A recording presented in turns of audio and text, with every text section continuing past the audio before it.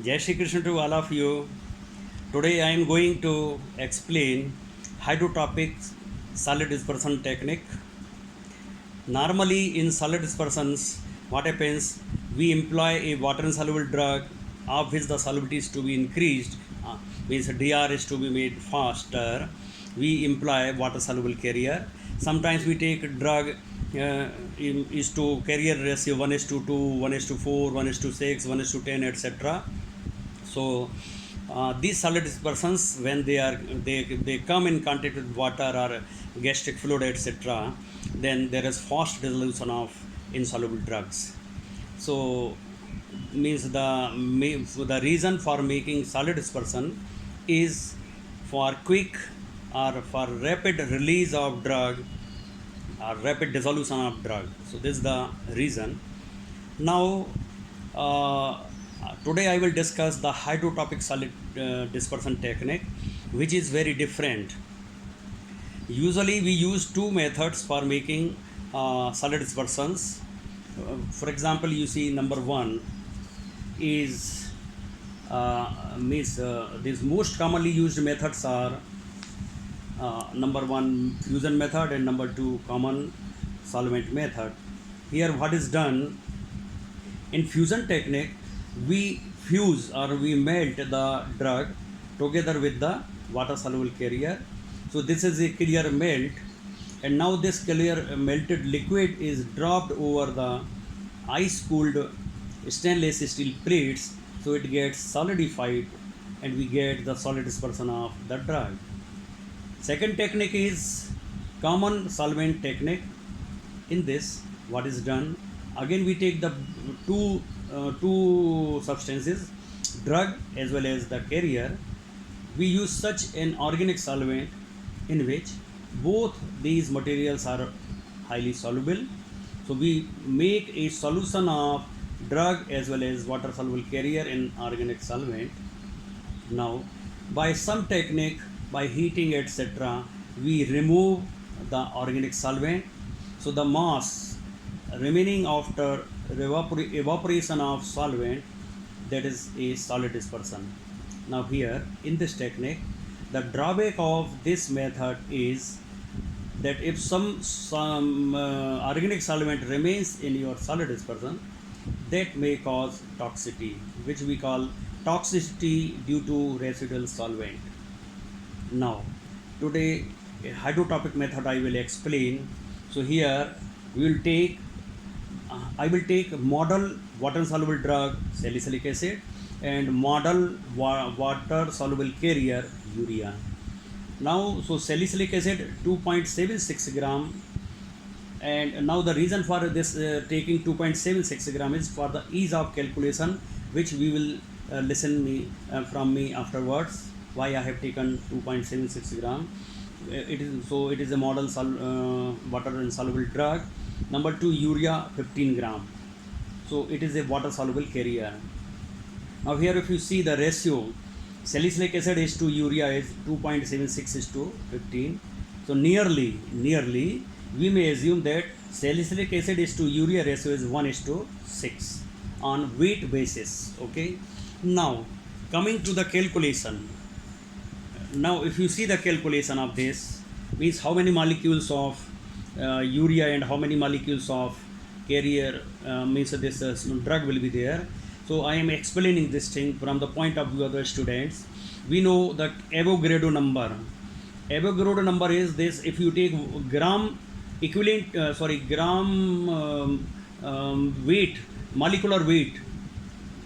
Means if you take 1 gram molecular weight of a substance, it contains 6.02 into 10 raised to power 23 molecules. For example, here molecular weight of urea exactly it is 60.1, but for ease of calculation I am using 60. So 60 gram urea contains 6.02 into 10 raised to power 23 molecules of urea. Therefore 1 gram urea contains 6.02 into 10 raised to power 23 upon 60 molecules. Therefore 15 gram urea, which we are going to imply for making solid dispersion. So 15 gram urea contains 6.02 into 10 raised to power 23 upon 60 multiplied by 15 molecules, or 6.02 into 10 raised to power 21 into 1500. In this way also we can write it upon 60 molecules. So if you solve this, you will get 25 into 6.02 into 10 raised to power 21 molecules of urea are there in 15 gram urea.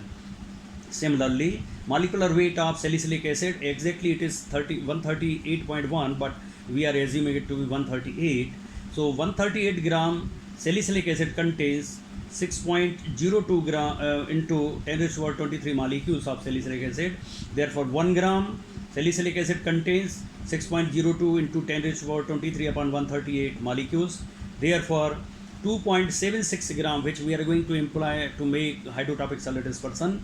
So 2.76 gram salicylic acid contains 6.02 into 10 raised to power 23 into 2.76 upon 138 molecules is equal to 6.02 into 10 raised to power 21 into 2760 upon 138 molecules of salicylic acid is equal to 2 into 6.02 into 10 raised to power 21 molecules of salicylic acid are there. Now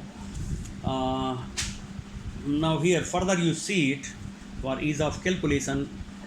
Now you see, for solid dispersion of salicylic acid, a poorly water soluble drug with urea as water soluble carrier, 2.76 gram salicylic acid, we have seen it contains 2 into 6.02 into 10 raised to power 21 molecules of salicylic acid, and 15 gram urea contains 25 into 6.02 into 10 raised to power 21 molecules of urea.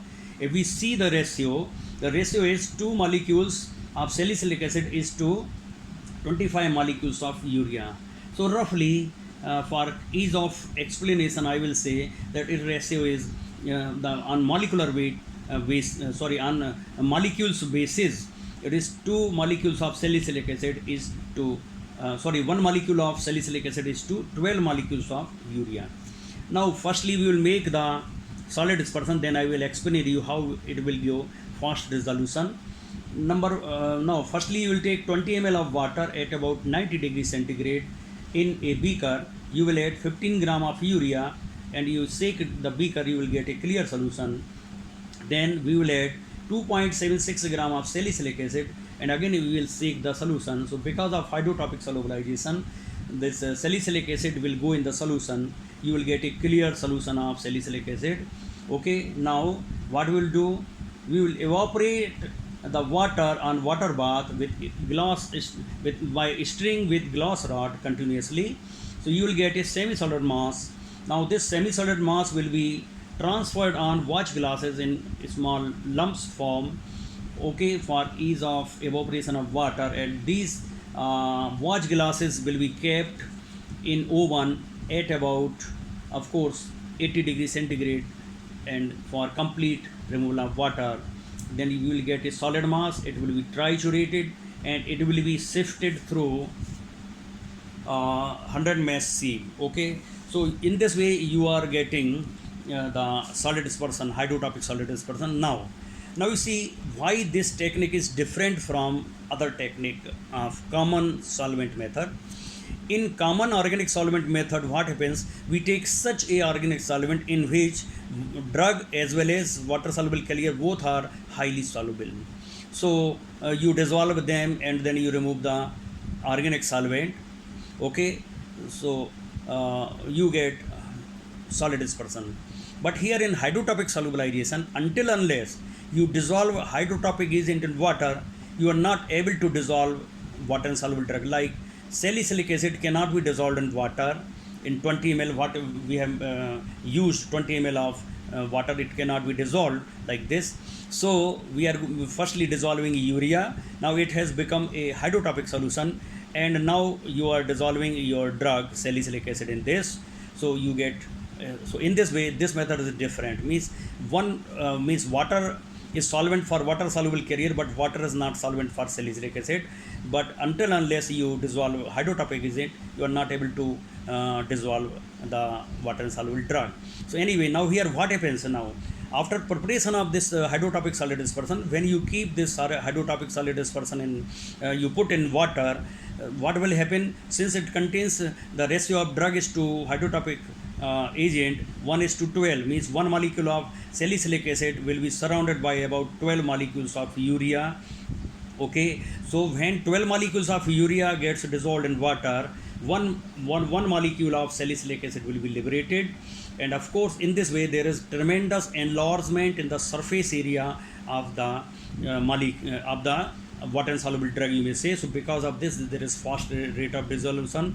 Number two, in the microenvironment, when urea dissolves, 12 means 12 molecules are dissolved in environment, microenvironment, you get a urea solution which is hydrotropic solution, and it dissolves your drug fast, means because it has got more solubility. So there are two reasons for fast release of drug or fast dissolution of drug. Now, so in this way the hydrotropic solid dispersants they work, and of course now best method will be to utilize mixed hydrotropic solid dispersion method. In this, in place of one hydrotropic agent, we take several, say 3, 4, 5 water, you may say the water soluble carrier, these hydrotropic agents in a smaller concentration, making a concentrated solution. Then you dissolve the drug. These all hydrotropic agent will act as water soluble carrier, and of course you will get fast release of your drug. So mixed hydrotropic can solve the problem of toxicity. In place of large concentration of single hydrotropic agent which may be toxic, now you are using smaller concentrations of different hydrotropic agent. So this problem means of toxicity of single hydrotropic agent can be solved by mixed hydrotropic solid dispersion. So in this way you can prepare the solid dispersions by mixed hydrotropic solid dispersion, and they can be, means these formulas can be utilized by the industries, which means in this way this hydrotropic method can be useful to go for industry persons to give the actual products for fast release product. So of course then they can be used for making tablet, capsule and all that. So okay, so this is the hydrotropic solid dispersion technique and its advantages. If you have any questions, please ask, and if you have any doubt, if you please share it with others. Jai Shri Krishna.